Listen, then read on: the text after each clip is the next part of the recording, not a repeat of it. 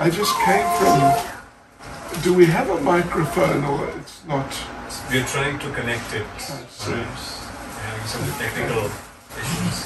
Yes, right. And you are disciples of...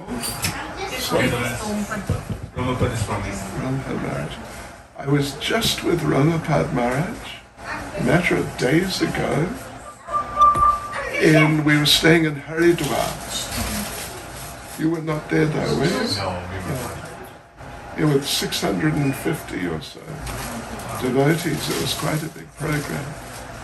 It was very nice. Yeah. Yes. It was a very adventurous trip too, right? Going by the helicopter. Yeah. Oh, yeah, that. Yeah. Yeah, helicopter to Badrinath and Kedarnath in one day.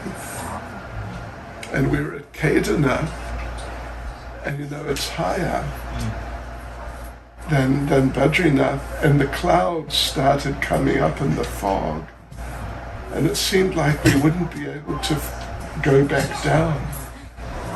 We'd have to stay, but anyway, eventually we were able. The clouds cleared a little. So Hare Krishna, everyone. Sadlog. Everyone understands English okay? Yes. English samajhta hai. Okay. That's good. Because kyonki meri Hindi bahut kharab hai. Yeah. My Russian is much better, but anyway, Hare Krishna. Very nice to be here with you all, devotees. And I have been requested to say something about very interesting subject, the demons in Krishna's Vrindavan Leela and the anathas they represent. Are you familiar at all with this subject, this type of idea?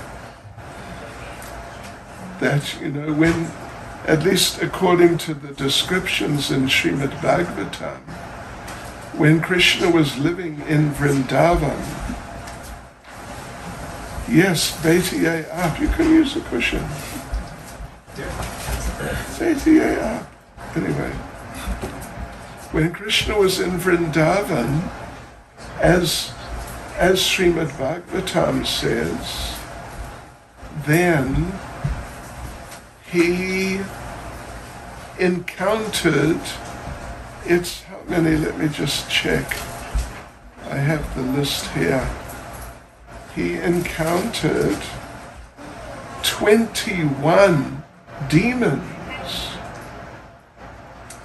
Actually, there was a lot more, but he encountered, as recorded in Srimad Bhagavatam, Bhagavat Purana, he encountered 21.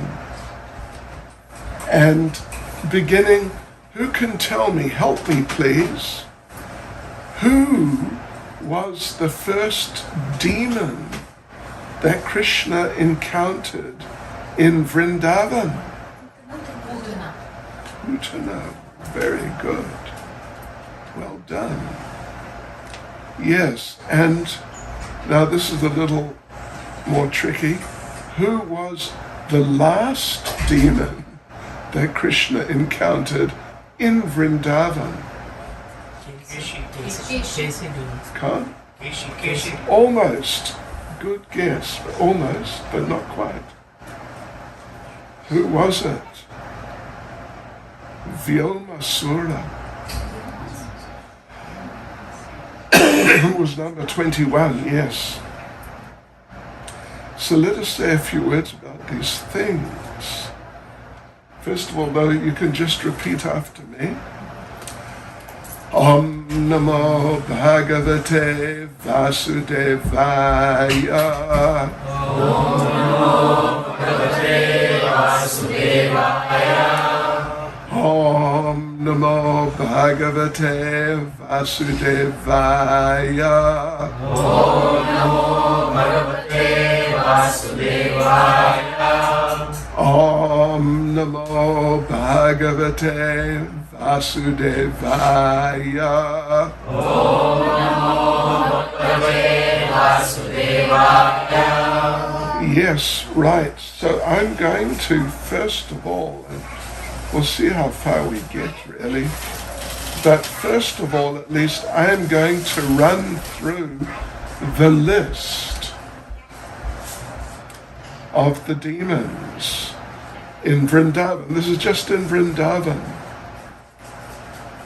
And with each one, the particular anatha that particular one represents. Because this is according to Srila Bhaktivinoda Thakur, one of our great previous acharyas. Each one of these demons in Vrindavan specifically represents a particular, what we call anatha. I don't know if you're familiar with that term. Artha means, I mean, you could say, strictly speaking, something useful. Yes, something you can utilize and benefit from like that. But anatha means something useless, or even something not just like useless, you want to throw it away, but something which is detrimental, something which is bad for you. Yeah. Just like, you know, you may have no money. You may have zero in your bank account. But if you are in debt, if you are minus, it's even worse than having nothing. Hare Krishna. Right. So that's the idea of anatha, something useless or detrimental, actually bad for you. Right. So let's go through these first of all. Well, before I actually start, let me read a verse about the first one, Putana. And it has this verse, it's 10th canto, chapter 6, verse 44. And it is what we call a phala stuti, means a prayer which is showing phala, the fruit, the result of doing whatever the verse is talking about. It's a phala stuti. So it says, 10.6.44, Ya etat putana moksham, Krishnasya bakam adbhutam, Shrinuyach tradaya martyo, Govinde labate ratim, which means any person who hears with faith and devotion about how Krishna, the Supreme Personality of Godhead, killed Putana, and who thus invests his hearing in such childhood pastimes of Krishna. So such a person certainly attains, well, let's just wait for them to get it set up. Can you give him that stand? What I brought? Oh, that The stand is not quite the right. So this is our Harinam system. Oh, I see. So we know that it always works.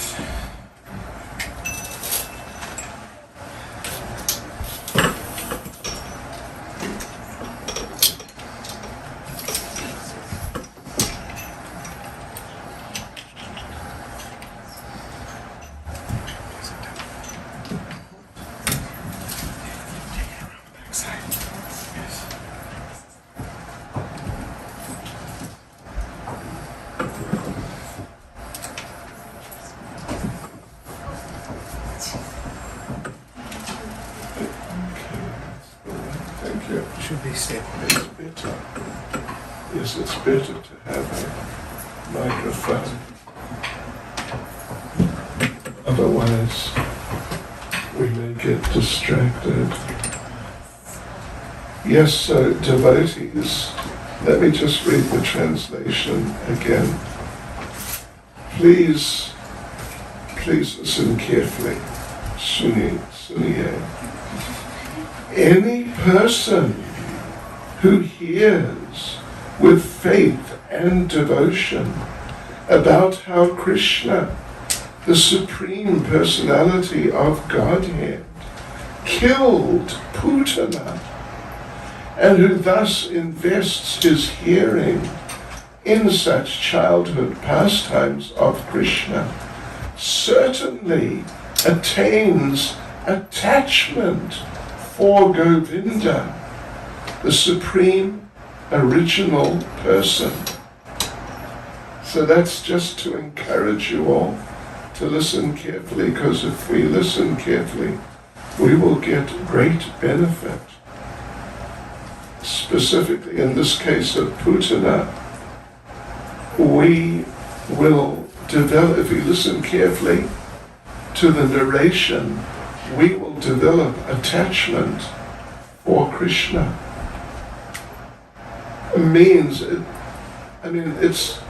It's a very deep idea. It means like real attachment for Krishna. Basically like, more or less like unbreakable attachment. Yeah, for Krishna, Govinda, and that is just extremely beneficial. Extremely beneficial. So that's a phalastuti. That particular verse we just read. Okay, so there are 21, and I'm going to run through these demons, the names, and the anathas they represent, and then, depending on how time is going, then we'll see, maybe elaborate on Putana or one or another. How much time do we have? You can take as much as you want. The night is young. At least maybe Mongol, an hour. Mongol Arati is at 4:30. We have plenty of time. Let's not stress. Okay, so I'll just go a little quickly through the list. I may stop and ask you if any of you, because you know Ramapad Maharaj is very much into this whole subject. So Putana, anyone know the particular anatha, undesirable, detrimental thing which Putana represents? False guru. False guru. Yes, the false guru, pseudo-guru, who may either be a person who's teaching false things in the name of truth, in the name of God, or second possibility is our own conditioned mind. We all have minds, and sometimes our minds get a little sort of distracted from the Lord, and even from things which are just things we should be focused on. Yeah, and so we have to control our mind. Otherwise our mind can deviate us from Krishna consciousness, or even just what we're trying to achieve in life. Yeah. Right. So second one was Shakat Asura, who represents the tendency to carry a cartload of bad habits from before. Yeah. So, yeah, bad habits and attractions to bad things, like materialistic things. Then there is Vrndavana, who was the whirlwind demon. And he represents, very interesting, anatha, the false pride arising from material scholarship. Yes. Which gives rise, material scholarship, which gives rise to bogus philosophies and has a blinding effect, like a whirlwind which blows dust around and it may blind you. Yeah. Yes, so that's Vrndavana, because he is the whirlwind spinning around. Right, and then there is the deliverance of Nalakuvara and Manigriva, how Krishna delivered them. They were in the form of two trees, Arjuna trees. I don't know if you're familiar with those particular trees. They're Bharatiya Vriksh. Eh? You still get Arjuna trees in India to some degree. They're very deep roots. So they used them. They took them to Mauritius, which is probably a place you haven't been. But in Mauritius they get cyclones every year, almost every year. They have at least one cyclone which destroys all the crops and creates havoc. So they imported Arjuna trees from India and they grow them as like windbreaks. Yeah, because they got deep roots. So this Nalakuvara and Manigriva, they had been cursed and they were in the forms of these two trees, which Krishna knocked over, and in that way he delivered them. So they represent, they were two sons of Kuvera. Imagine you know of Kuvera. Prabhupada referred to him as the treasurer of the demigods, the Devas and Devis. So they're like very high society people. And they represent, or the anatha represents, the pride from having high birth and aristocracy, which is rooted in the madness for wealth. Yes, that sort of pride that just see I'm in a big family, rich family, or some royalty or something, and therefore I am very good. I am great. People should admire me. And that, of course, is connected with the Damodar Leela. And you probably know that coming up in about 2 weeks is the month of Kartik. Begins on the 18th. At least in Vrndavana it does. Here I suppose it's the same. Yeah, on the 18th. And we observe it, very, very carefully. Then the fifth demon is Vatsasura, who came in the form of a calf. And Vatsasura represents anathas connected with bringing children up.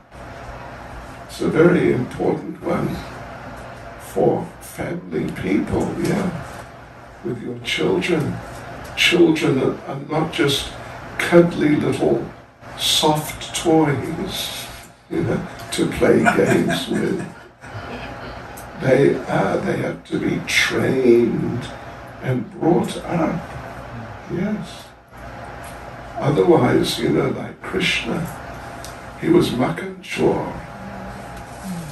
And Mother Yashoda was trying to correct him in different ways. And in the Damodar Lila, by tying him up so he wouldn't do his nonsense, he would stop stealing the butter.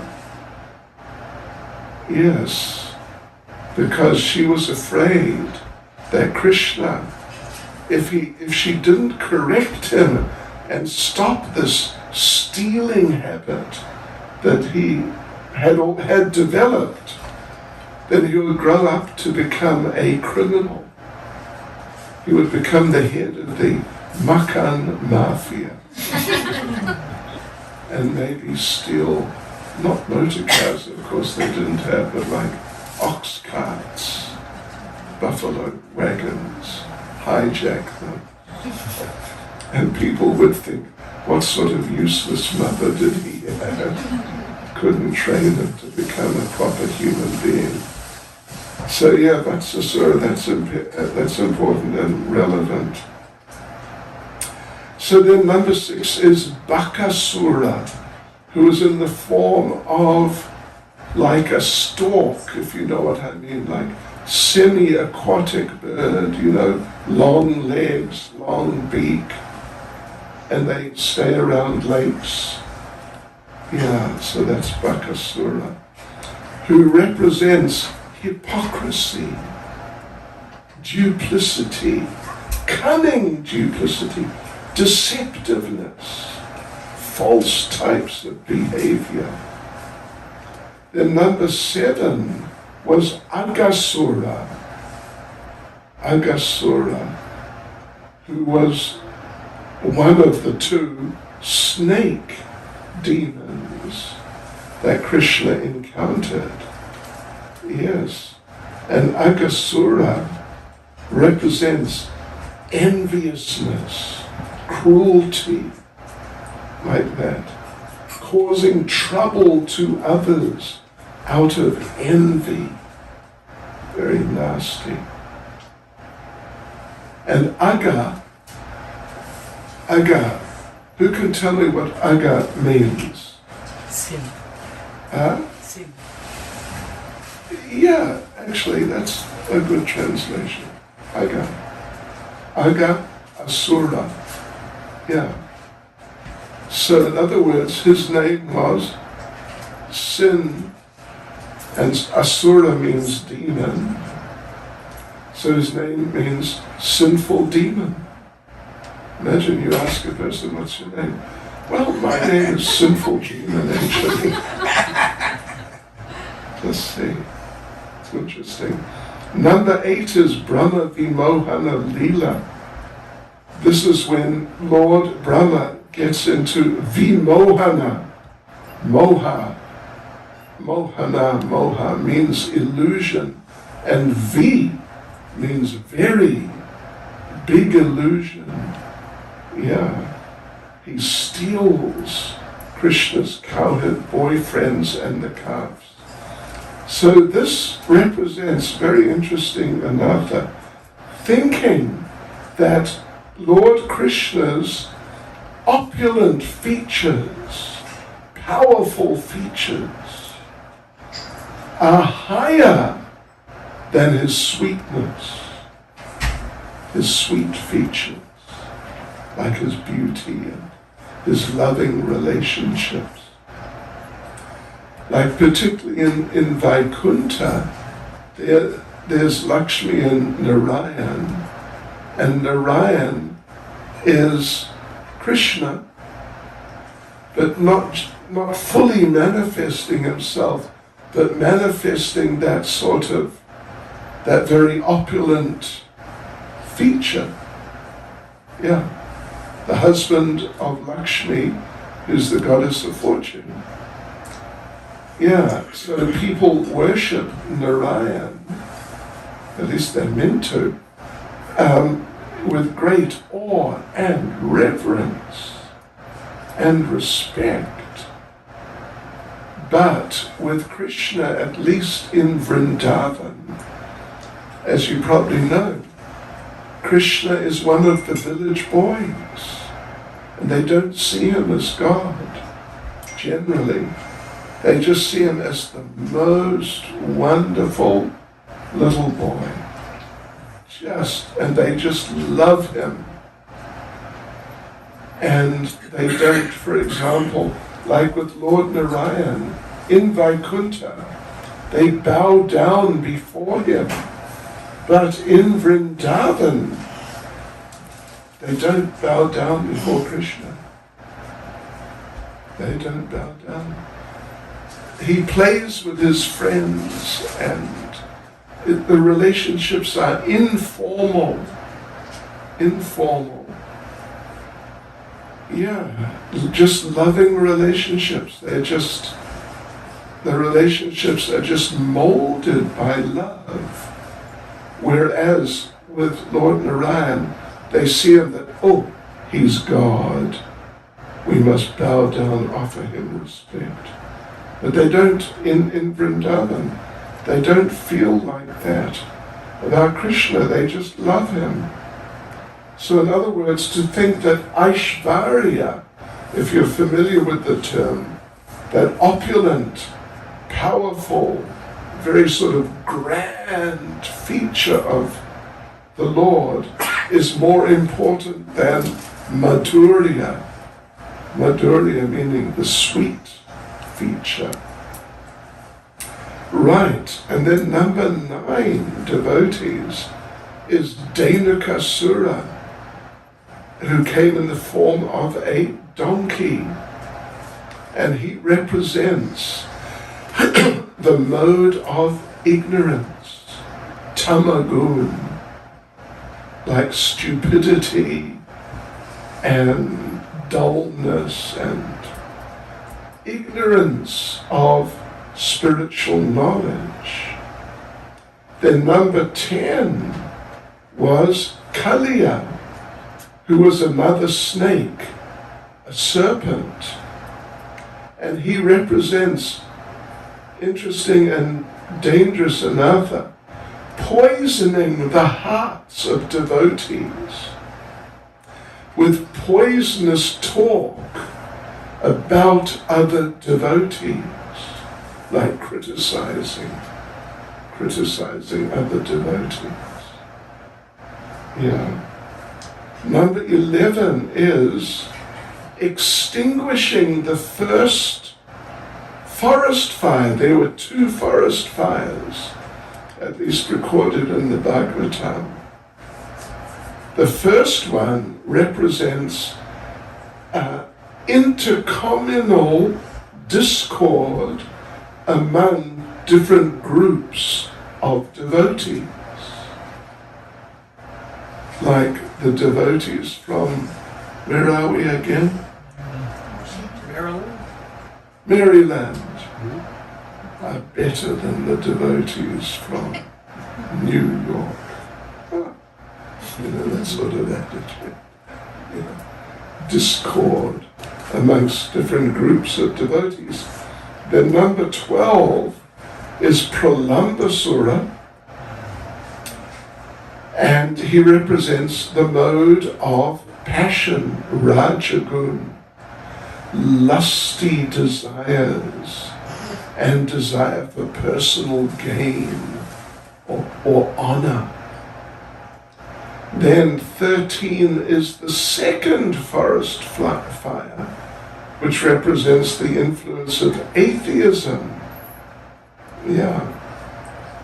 14 is the Brahmins who were performing sacrifice. Yeah, they were Brahmins. They weren't just born in Brahmin families, but they were Brahmins. They were like priests, that sort of person. And they were doing a sacrifice, and they disregarded Krishna. Some of Krishna's friends came and said, Krishna's nearby, he's hungry, can you give some food? And they refused. We are Brahmins. so, don't bother us. Right, so they represent callousness towards Krishna due to pride because of one's position in Varnashram. Even to this day, to some degree, the times have changed, but still, you would know at least as well as me or better, that there's still people who are very attached, particularly to being in Brahmin families.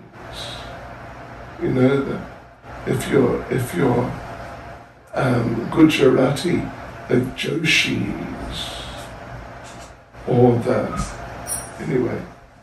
those types of families, Dvivedi, Trivedi, Chaturvedis. Historically there's that tendency to be proud of one's background in terms of birth. Although I know one of these fellows, he's a Brijvasi, so that's something important. But he is a taxi driver, and they call him Panditji because he's from a Brahmin family. And he drove us once to where's Madan Mohan? Karoli, from Vrndavana to Karoli, then Jaipur and back. And I asked him, he said, yeah, my name's Panditji. He didn't speak English, but Mera naam Panditji hai. And I said, oh, aap Brahmin hai? Hanji. And he pulled out this Brahmin thread, which was sort of the color of my computer. It was an antique almost. It was really dirty. And so we're driving along, and we came to this one, when we're going from Karoli to Jaipur, it's kind of a back road. And there was a fork. Either you go left or you go right. And there was a sign in Hindi, which, I can read. And we were meant to go to, I forget the name of the place, but some particular place. And it was to the right, the sign said, to the right. But old Panditji, he stopped the car. He's looking at the sign. And then I said, Panditji, Dekiye. What would you say? Buying. Buying. Or just left side cello. And Panditji, he didn't believe me because I'm a foreigner. So he got out and asked someone. He said, yeah. Gangapur, I think it is. Gangapur. And so I understood Panditji is illiterate. He cannot read his own language, let alone being a pandit. But you don't get a lot of pandits who are taxi drivers. So anyway, right. So having a pride because I'm born in a high family. Then that was number 14. 15 is overcoming the pride of Lord Indra, means the Govardhan Leela.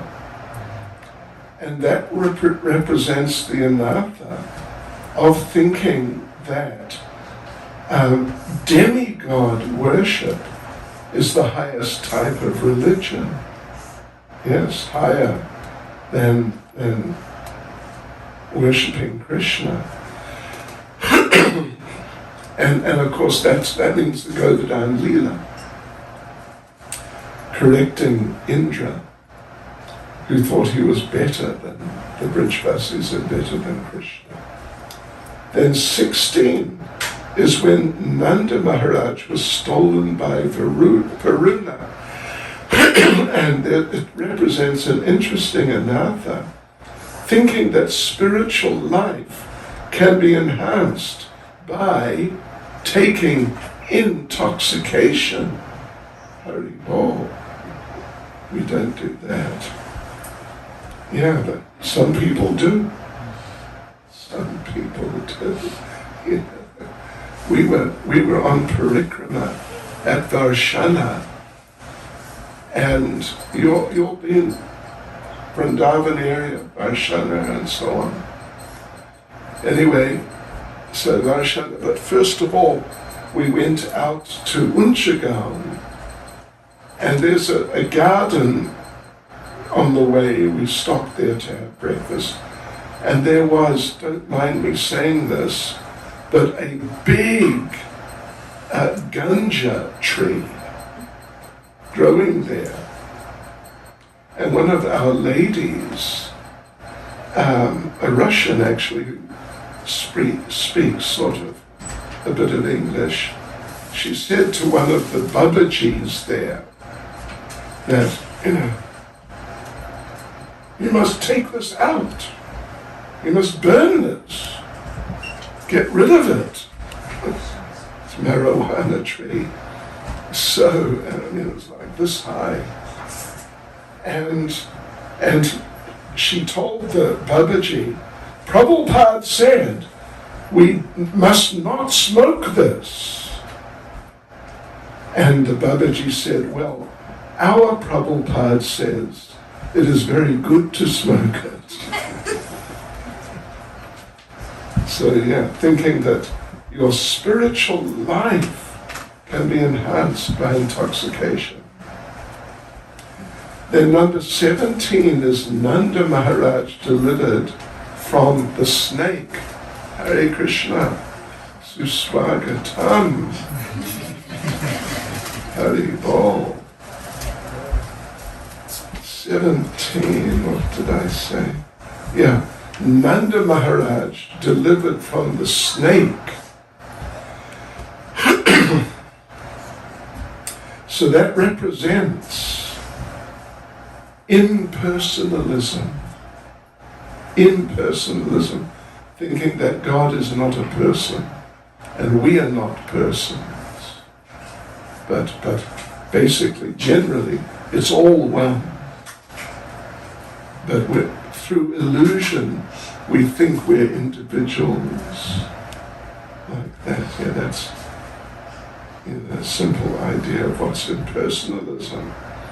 18 is Shankachuda. And Shankachuda represents being having desires for sense enjoyment under the plea of devotion. Yes. Like, I'll give you an example. We had one boy, when I joined the temple in London, it was early 1973, and there was one young fellow who joined more or less at the same time.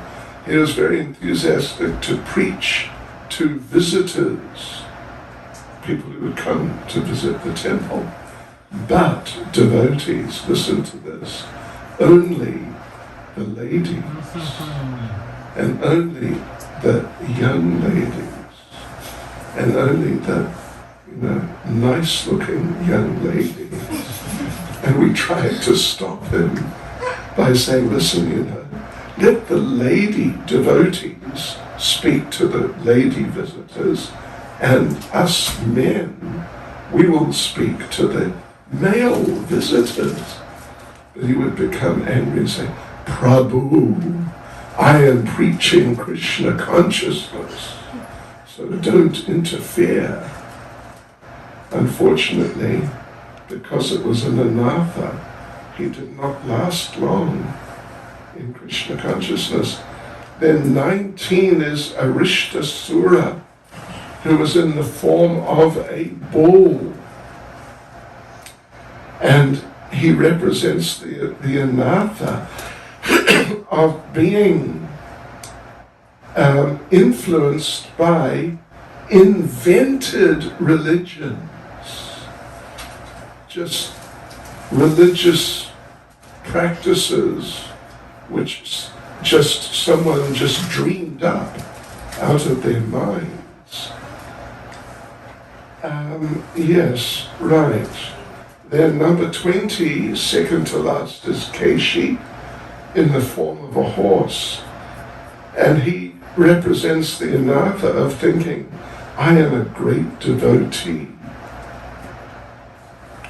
And last is Vyomasura, who was sort of like, well, he's referred to as the sky demon. And he represents associating with thieves and other dishonest people, and with people who claim to be avatars. So that's the whole list there. And yeah, when should we finish? 10 o'clock. 9:30. Anyway, okay. Don't worry. I was just joking. Anyway. So, what to talk about? Let me just focus on one of them a bit. Well, you know, with the month of Kartik coming up, what, in 2 weeks, or on the 18th, I think, at least in Vrndavana it's the 18th. Let us say a few words about that. Will that be okay with you? Yeah, that's very well. I mean, if, yeah, we could talk about any of them, actually, but yeah, right. So the thing is, well, I mean, it's sort of complicated because there's the Damodar Leela, Krishna being tied up, but then that leads to Krishna, who is tied up to a grinding mortar, dragging the mortar between the two trees and knocking the two trees over.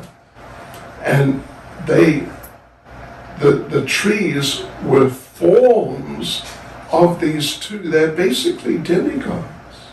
They're sons of Kuvera. So they're sort of, very big people. Kuvera is one of the higher demigods. And Krishna released them. So I can just say a few words about that. I will not go over time, all right? Not beyond 10 o'clock. No, 9:30. It's okay. Just joking.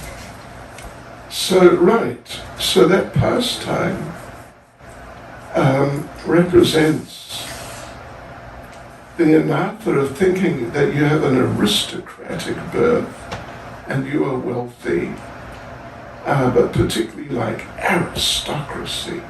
I am important because my ancestors were, usually it means my ancestors were Brahmins, were actually Brahmins. Although you may be, as I mentioned, like this taxi driver, Panditji, he's a taxi driver. Yeah. And it's a bad principle just to go by a person's birth and not in sort of understanding who they are, what they are. It's not a very good standard. Just because the family has that background doesn't mean that the current members of the family have that sort of background. Prabhupada gave the example, if you have a brain condition and you need to have an operation done, like neurological defect, you need to have some brain surgery done, then you may go to someone and ask, where I can find a neurologist, and someone may say, oh, my father's a brain surgeon. Maybe I can do it for you. Oh, are you a brain surgeon also? No, I'm a street sweeper or a taxi driver. But my father's a brain surgeon, so, perhaps I can have a go. And you know how brain surgery began? It began with a hammer and a chisel. Historically, that's how brain surgery began. Yes, all right. So now the thing is that Krishna was developing that habit of stealing. He was going from house to house stealing the butter. And Mother Yashoda, as a very responsible mother, she was concerned. He's going to grow up, I mentioned. He'll grow up bad. He'll become a criminal. Yes, so I have to train him and discipline him. And, really, sure, make the points and wag my finger at him strongly and tell him off. So she was trying to do that. But one of the main things she was doing generally was Nanda Maharaj, her husband Krishna's father, had a big herd of cows, and they were just like the best cows, getting so much milk, so much and very rich milk. So she found the best of the cows and took them aside and personally milked them, and then turned the milk into yogurt. That's in India, that's how it's traditionally done. In the West, they take the cream out, so therefore the butter is much more fatty and higher cholesterol and worse for the health. But the butter made from yogurt is more healthy, and the ghee made from the butter made from yogurt, it's good. And it's white. It's white, whereas, yellow, usually the other butter is yellow. So anyway, she milked the cows, turned the milk into yogurt, churned the yogurt into butter.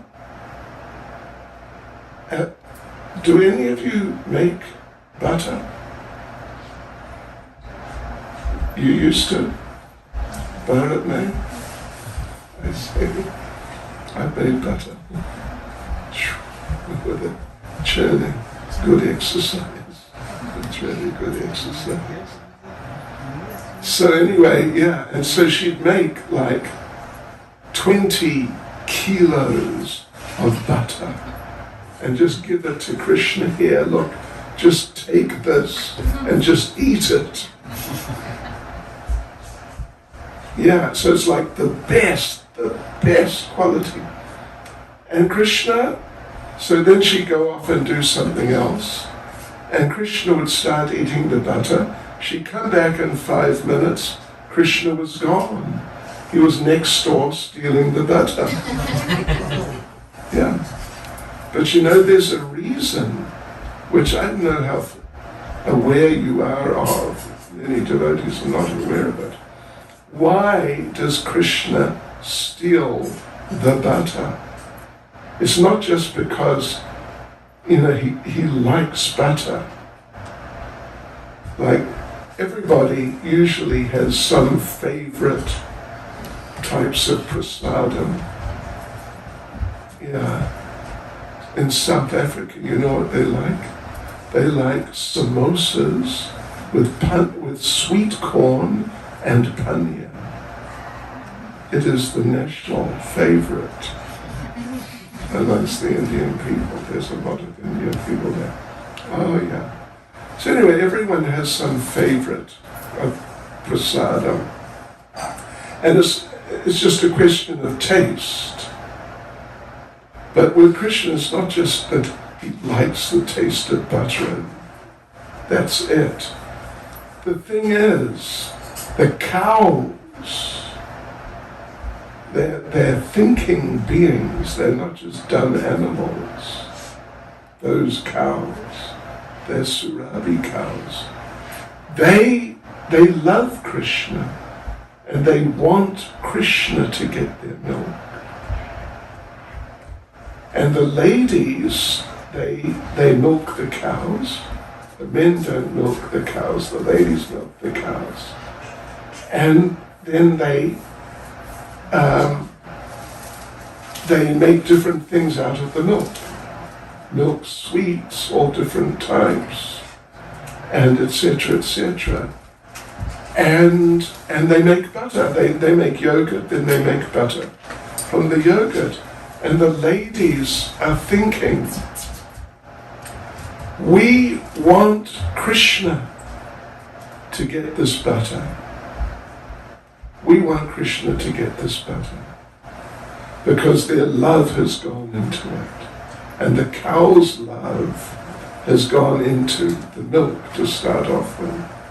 And Krishna, all Krishna wants to taste is love. That's all. He's not worried about the taste in terms of sensual experience. He just wants to taste love. And he knows they want him to take this because their love is just saturated with their love. And Krishna wants their love. And the most of their love is in the butter. Because you have to work hard to make yogurt. You can do it with your eyes closed, basically. But to make butter, it takes time and it's hard work. It's the hardest work. And so the most of their love goes into the butter. But the problem is, the wives, the ladies know that their husbands will not be happy if they give all the butter away to Krishna. So, because it's their livelihood. They trade dairy products to get vegetables. They don't grow vegetables themselves. They trade them to get vegetables and grains and so on, and clothes or whatever. So, if the wives give all the butter away to Krishna, the husbands will be angry. Maybe there will be divorce. So therefore, to save them from being blamed, Krishna steals it. He really wants to get it. It's very important to get that love. But to avoid those ladies, devotees, getting into trouble, he steals the butter and he takes the blame. So when the husbands come home in the evening and say, okay, where's the butter? The wives, acting sort of innocent, say, you won't believe it. Krishna came and stole it again. It's terrible. But they're very happy, actually. And they act like, it's a problem. Yeah. That's why Krishna steals the butter. Because he wants to taste their love. And the most of their love is there in the butter. Not just because he likes to eat something tasty. So anyway, we don't have so much time, so this pastime, interesting point, it took place on the Diwali day. On the Diwali day. Mother Yashoda is churning some yogurt into butter for Krishna, but then some milk starts boiling over in the kitchen. The milk is not just, milk. The milk is alive. And the milk's, while she's churning the yogurt into butter, she's breastfeeding Krishna, and the milk in the pot can see Krishna is drinking her milk. And if I don't stop him from drinking her milk, he won't drink me. Because the milk, it's the service of the milk to be drunk by Krishna. That's what the milk wants. So therefore the milk started acting like it was boiling over. And so Mother Yashoda stopped churning and stopped breastfeeding Krishna and went to save the milk. So Krishna became transcendentally, spiritually upset. Not really upset. It was just part of the rasa, the interaction. And he broke some pots of butter that were hanging from the ceiling and made a big mess. A real housewife's nightmare. Just butter and yogurt and milk all over the place. And he ate some of the butter, and when he'd had enough, he started feeding the monkeys until the monkeys had had enough. Now the monkeys, he's offering it, go on, take some. The monkeys are refusing, and Mother Yashoda came back in, and Krishna's feeling, sort of irritated with his mother. It's all transcendental. It's not like how we feel irritated with someone sometimes. But Krishna acting like that, Krishna said, Mata, just see, your butter is so bad, even the monkeys won't eat it. And then Mother Yashoda thought, this boy has gone too far now.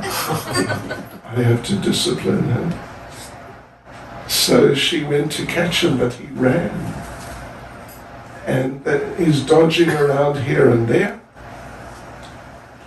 And her mood of affection, loving concern, that she wants to actually help him by disciplining him.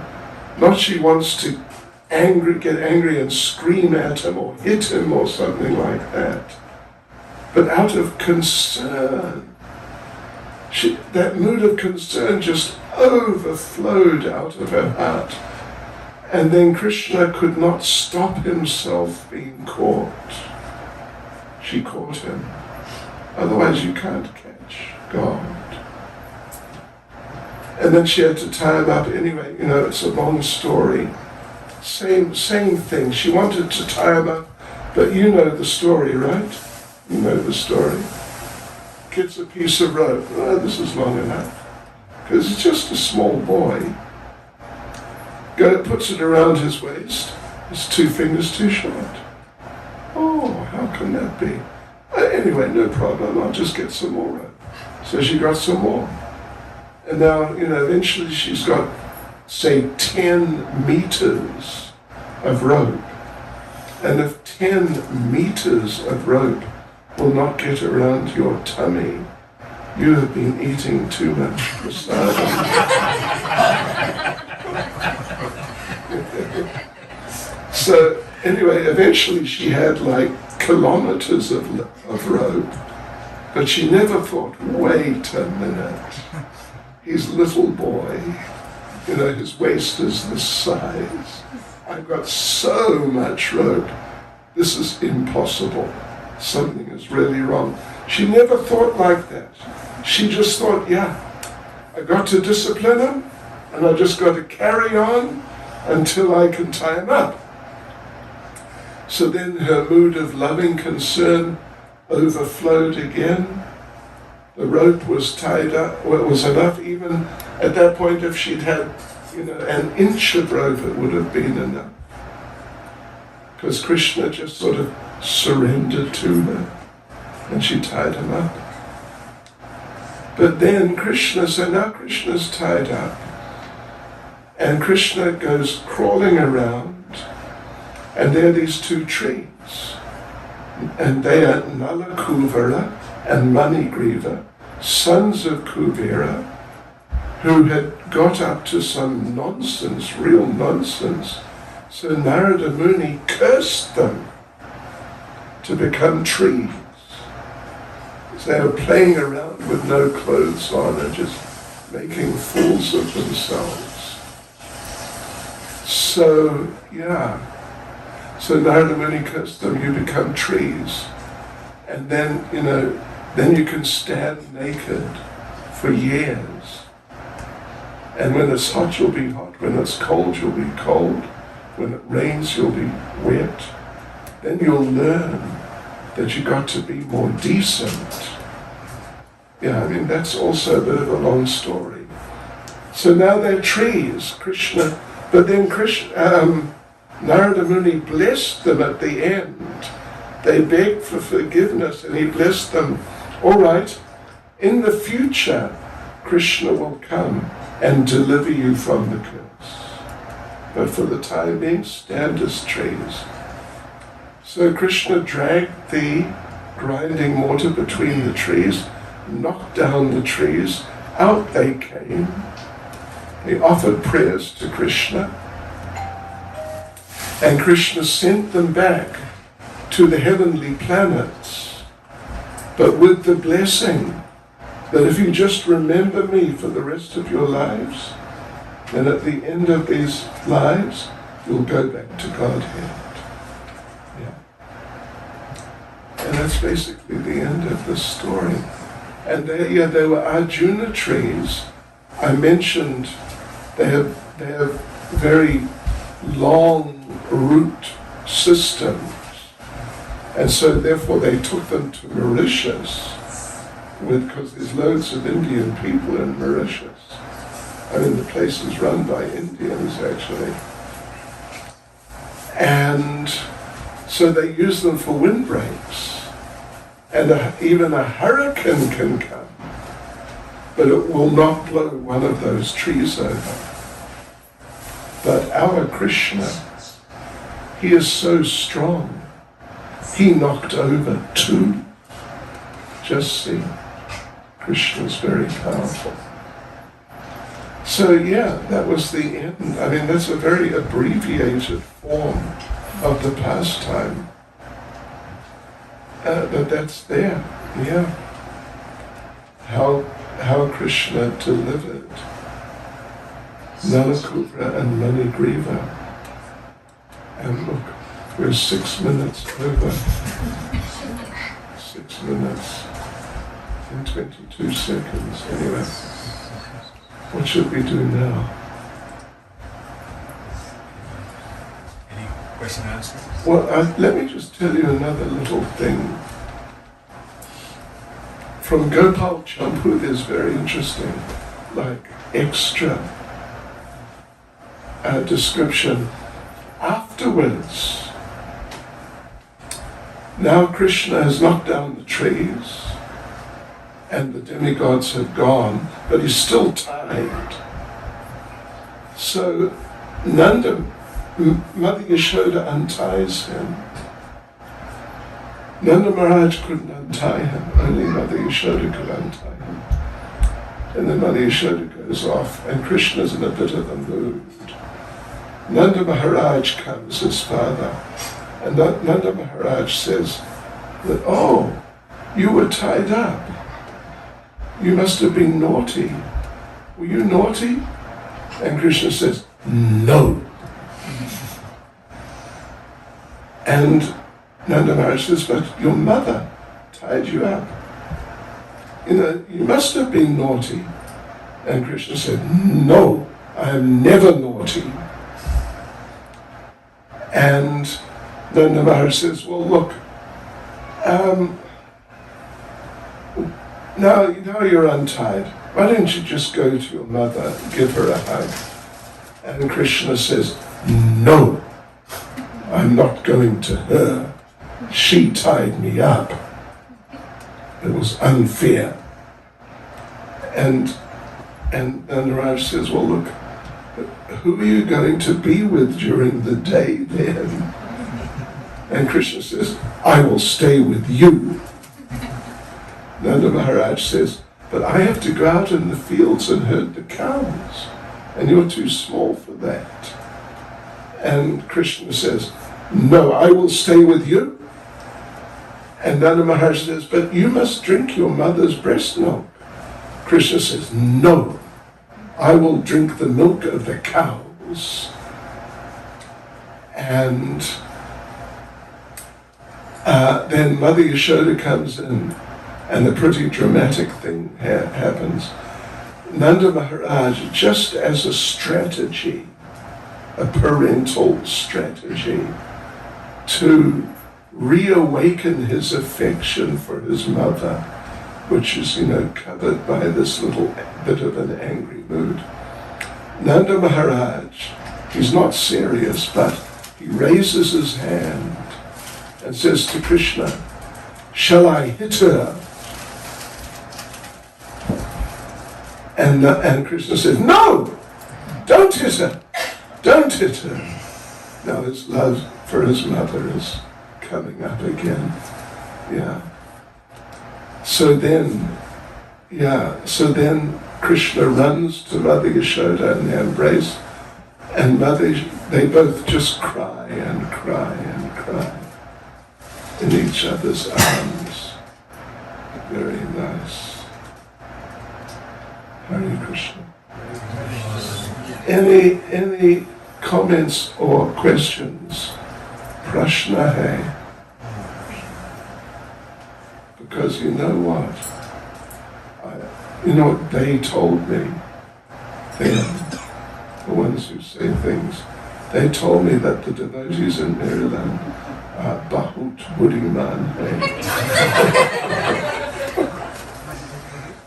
Yeah, very intelligent and very interested in understanding things, and and so they have many questions. That's what they told me. Any comments or questions?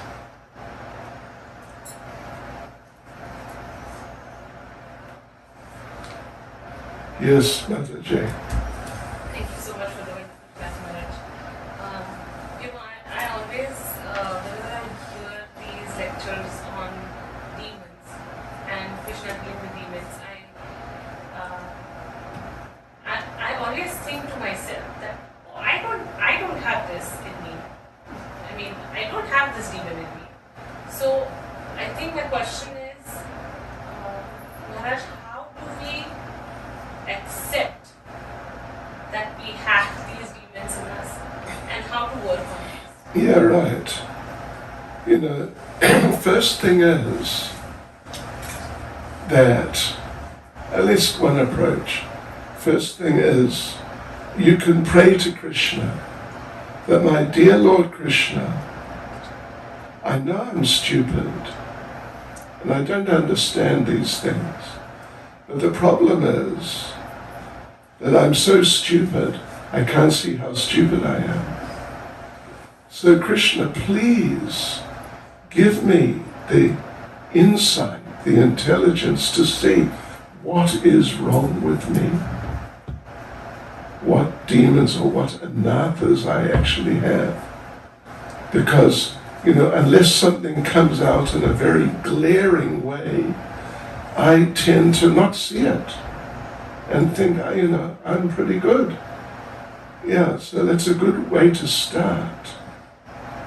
Because like humility, you need either you need to be smashed and belittled and just embarrassed so badly that you start thinking, wow, I'm useless.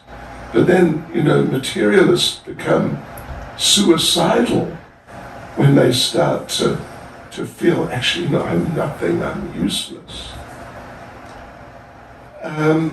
So we need to get that intelligence to understand what is wrong with me, what anathas I have, what demons, you could say, are influencing me. We need to pray to Krishna to get that intelligence. Otherwise, our tendency is always, pretty much always, to think we are better than what we are. It's just ingrained so deeply.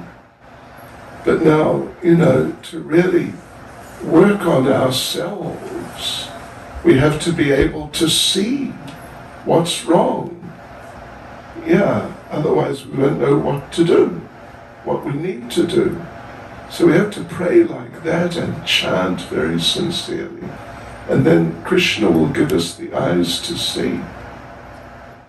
And then once we start getting some ideas that, you know, I have this anartha, I have that anartha, and, you know, we usually have quite a nice collection of them. Then,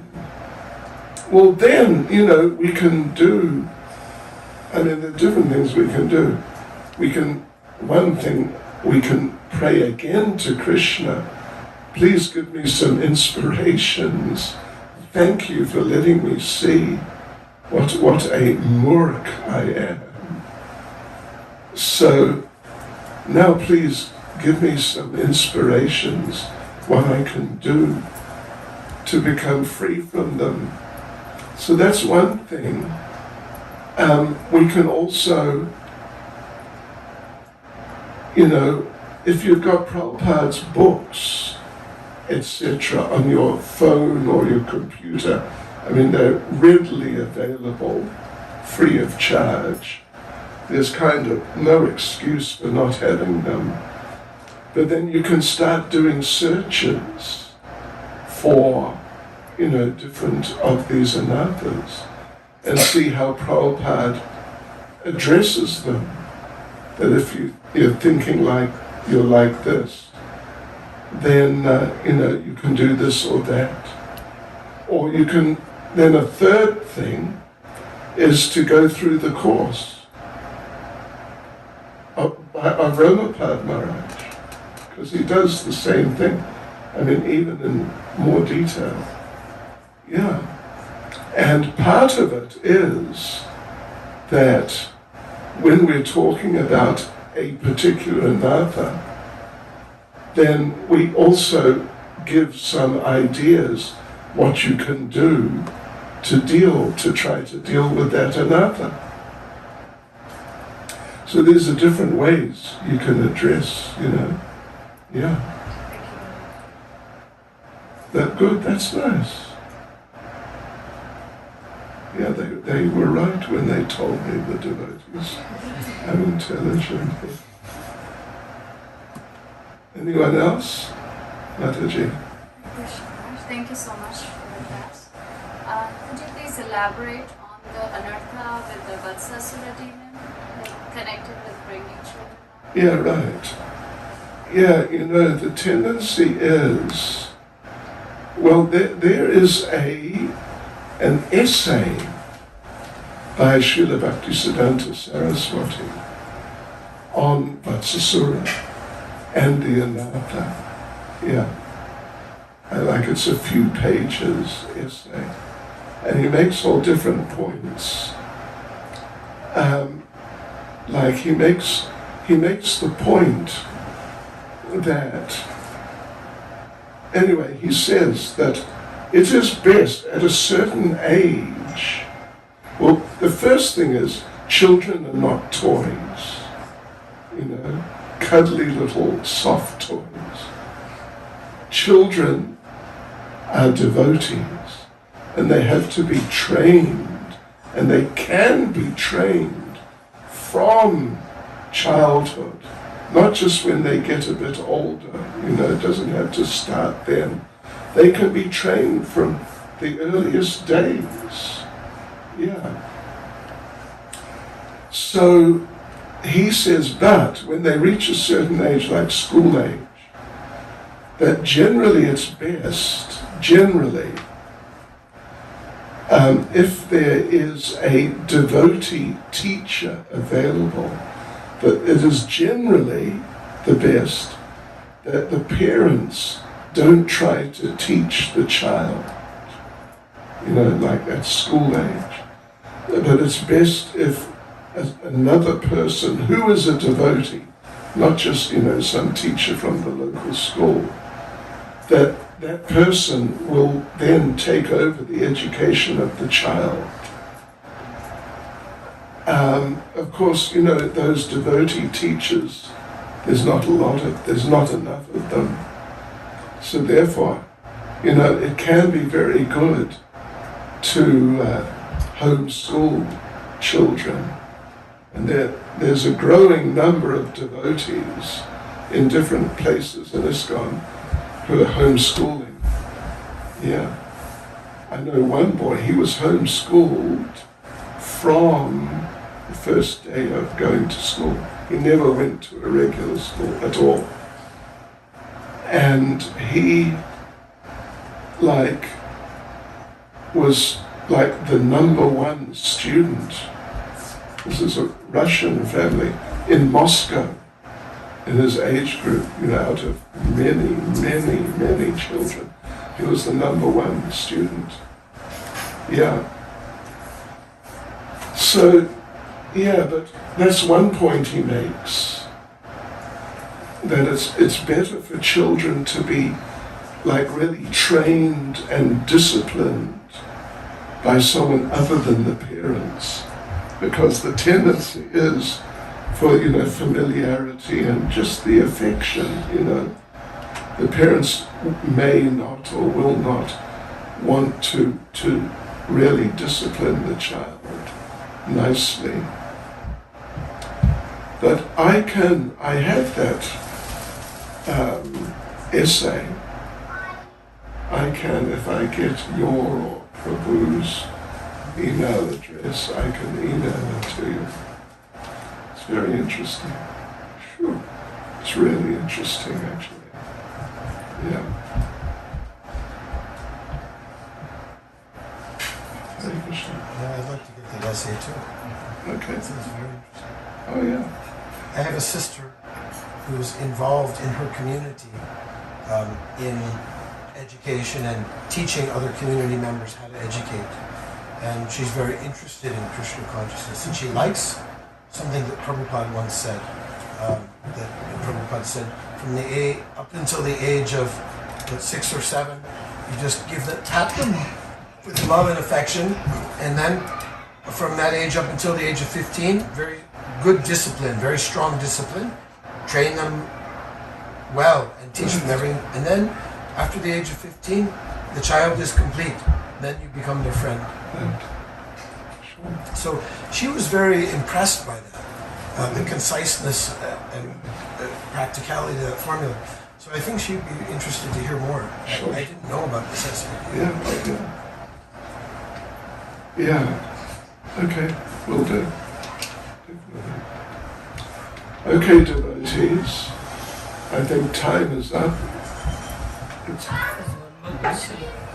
TK. The question is here, these anarthas we're talking about is part of subtle body.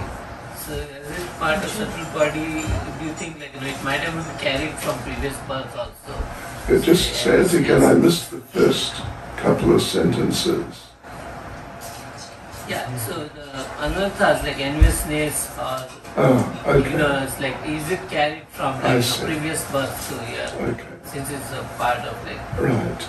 Yeah, well, no one is born as a blank slate, just ready to be programmed. All children are born with natures, which are from, of course, previous lifetime. Yeah, that's there. But, at that age, they are malleable. They can be changed. And so if they're trained nicely, even if they've come, into this life with sort of a little more aggressive or, not so pleasant nature, but they can be transformed into good people by good training. Yes. So, yeah, it's a point. Each child has their nature. And I assume you're a parent and you may have a couple of children and you would know. Well, someone was telling me just a few weeks ago that their first child was very peaceful, a boy, and the second child, also a boy, was much more sort of active and, not hyper, but but quite a different nature. And where could it come from? It had come from the previous life. But yeah, the point though, ultimately an interesting point in a broad sense, is like practically anyone can be trained to become a devotee.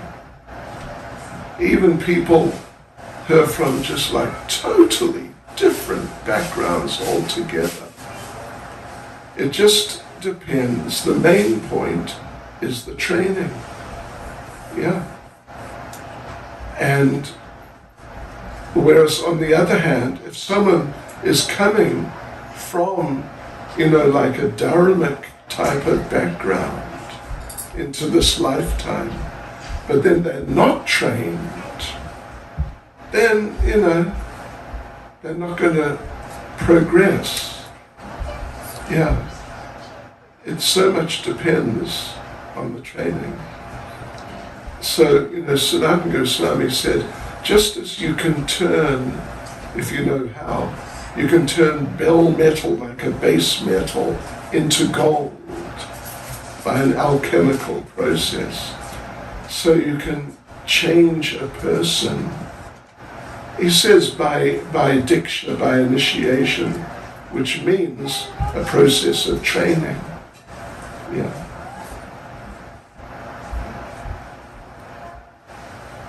Thank you. Okay, Hare Krishna. Upload, so. Amara Pro.